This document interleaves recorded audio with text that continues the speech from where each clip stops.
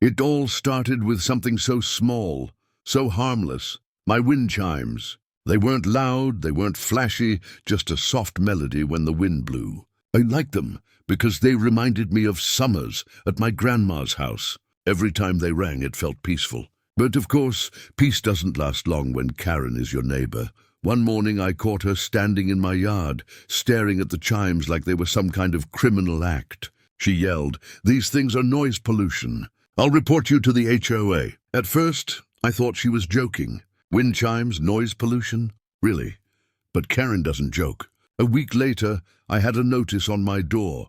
Remove wind chimes or face fines. I was angry, but then I realized if Karen hated a little sound, she was really going to hate what came next. So I called a few friends. My buddy plays guitar, another plays violin, and one of our neighbors is a retired music teacher with a piano in her garage. That Friday, we set up in my backyard. Just a couple of chairs, a few instruments, and a whole lot of determination. At first, only a few neighbors showed up. They brought lawn chairs, snacks, and sat down to listen. We played soft music, nothing crazy, just enough to fill the air. People clapped, laughed, and stayed until the stars came out. And of course, Karen peeked from behind her blinds, scowling like she'd bitten into a lemon, but that was only the beginning. The next week more people came. Word spread fast. Suddenly, every Friday night, my backyard was alive. We added string lights, kids danced on the grass, people brought potluck dishes, and even strangers from the next block stopped by. My little backyard turned into the neighborhood's favorite gathering spot.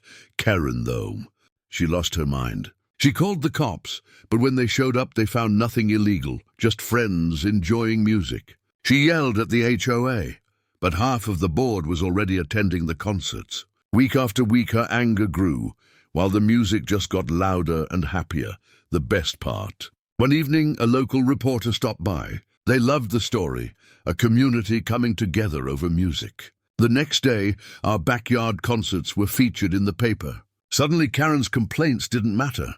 She wanted silence, but now the whole city knew about the noise she created. And me?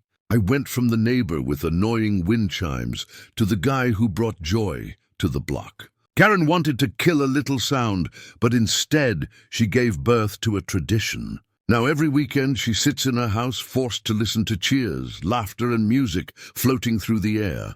So yeah, she tried to take away my wind chimes. Instead, I gave her a concert she'll never forget.